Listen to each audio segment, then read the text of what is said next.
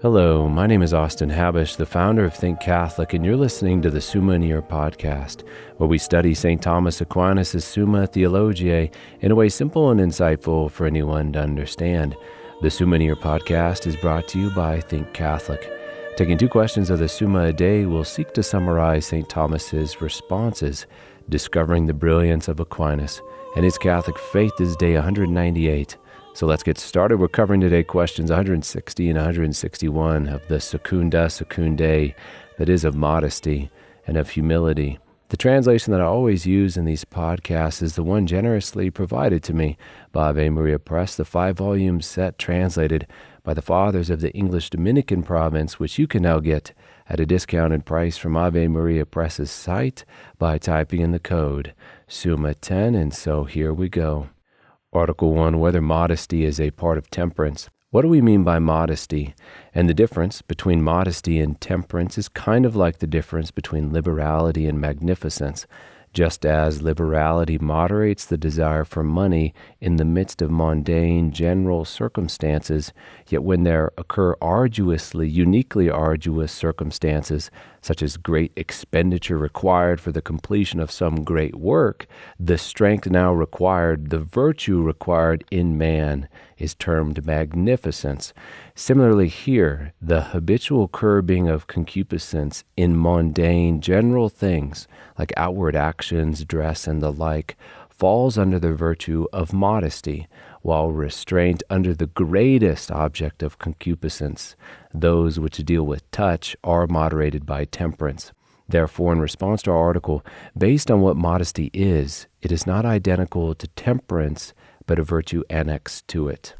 Article 2, whether modesty is only about outward actions, and it depends on who you ask. Yet within the article, I think it makes sense to follow Cicero, as detailed by St. Thomas, which means considering clemency, for example, as a unique virtue for curbing the unique desire for punishment, then humility for curbing the hope of some excellence, studiousness as moderating desire for learning and knowledge, and then modesty as pertaining to those other more general external actions like dress, etc., as we've said in the previous article.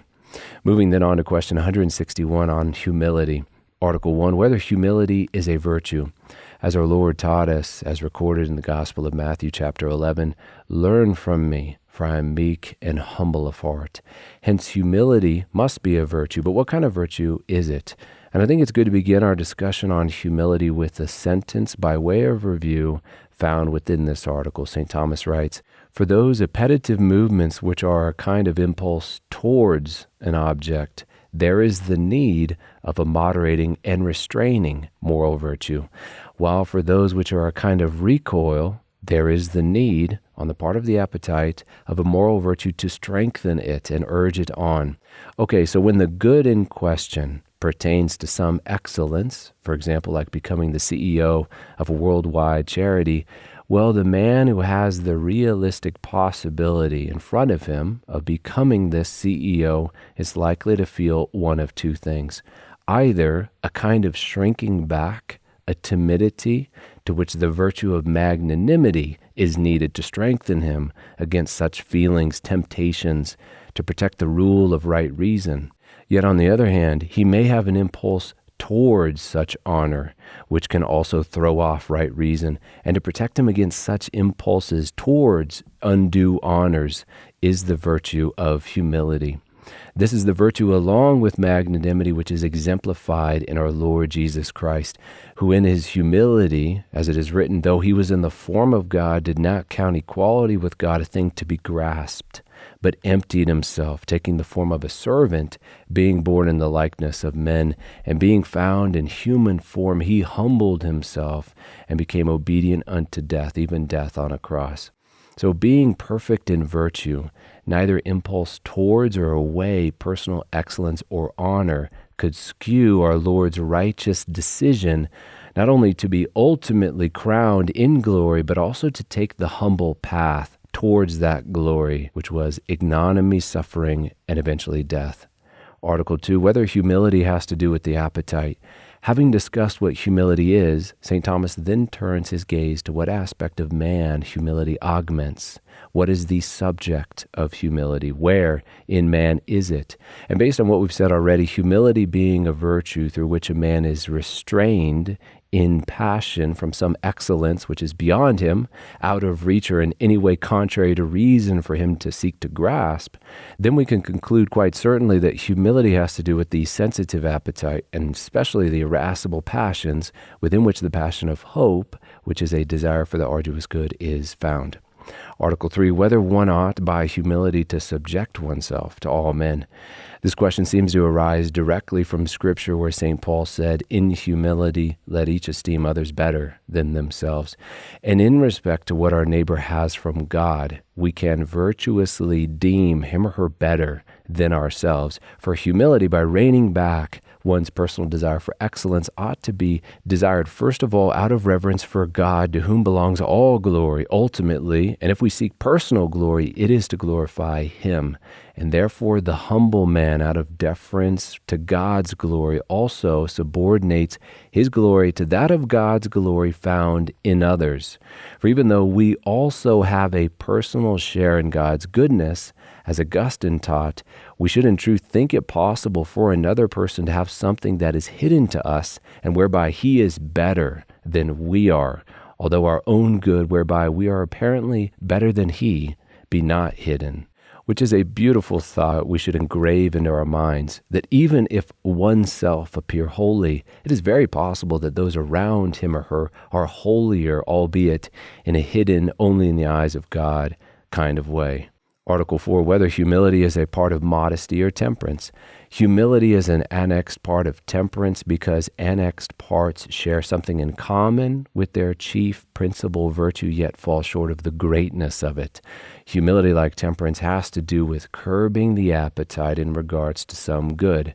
The difference being temperance curbs the most enticing of desires, which are those in regard to touch, while humility curbs only the desire for honor or some great excellence. In a word from St. Thomas, whatever virtues restrain or suppress, and the actions which moderate the impetuosity of the emotions, are reckoned parts of temperance. Now, just as meekness suppresses the movement of anger, so does humility suppress the movement of hope, which is the movement of a spirit aiming at great things. Article 5, whether humility is the greatest of the virtues. Humility, by curbing a man's impulses, passions to reach out towards some excellence, is a really useful virtue in keeping a man in check under the commands of God and man, and therefore, although the virtue is very good for man, it is not thereby the most excellent virtue, which Aquinas explains concisely in these words. Now, humility makes a man a good subject to rules, ordinances of all kinds and in all matters, while every other virtue has this effect in some special matter. Therefore, after the theological virtues, after the intellectual virtues which regard the reason itself, and after justice, especially legal justice, humility stands before all others. Article 6 in our last article, whether 12 degrees of humility are fittingly distinguished in the rule of St. Benedict. These steps of humility are listed by St. Benedict in his rule beginning in chapter 7, titled Concerning Humility. Defending that list, St. Thomas writes, the inward disposition of humility leads to certain outward signs in words, deeds, and gestures, which manifest that which is hidden within, as happens also with the other virtues. For, and this is quoting Scripture, a man is known by his look, and a wise man when thou meetest him by his countenance. Then, treating of these parts of humility, Benedict begins with the inward disposition of humility, which is the principle and foundation of the rest. He writes, that one set the fear of God always before his eyes, and be always mindful of everything that God has ordered, and always ponder over life eternal, which is prepared for those that fear God. Then, as descending into the particular inner faculties of the man, first in regard to the will, Benedict calls for subjection of the will to God, then to one superior, and then through particularly difficult demands given by either. Then as humility pertains to the mind of man, Benedict calls for a man to be prepared to recognize and admit his own shortcomings and faults to his abbot, to judge oneself an unworthy servant of God, as Scripture commands, and thereby be content with the meanest and worst of everything, and also deeming oneself of a lesser sort than others, which we've described how and why that pertains to humility already in this episode. Then lastly, Benedict calls for those external acts which flow from an inner disposition of humility, which Aquinas summarizes in the following words, namely that in one's work one should not depart from the ordinary way, meaning according to the rules of the monastery, that one should not be in a hurry to speak, that one be not immoderate in speech, with outward gestures, for instance, in restraining haughty looks, and in outwardly checking laughter, and other signs of senseless mirth. And we may wonder why laughter can pertain to a lack of humility, and I would guess it's because, as Scripture says, it is better to go to the house of mourning than to go to the house of feasting, for this is the end of all mankind, i.e. death, and the living will lay it to heart. Sorrow is better than laughter, for by sadness of face the heart is made glad. The heart of the wise is in the house of mourning, but the heart of fools is in the house of mirth. So the lowly man who knows his own weakness, his continual reliance upon the divine assistance, along with those sobering thoughts of heaven, hell, and judgment, is curbed or restrained, checked in laughter. And with that, we close another episode. We have just finished covering questions 160 and 161 of the Secunda Secundae, that is of modesty and of humility. My name is Austin Habish with Think Catholic, and I cannot wait to see you tomorrow.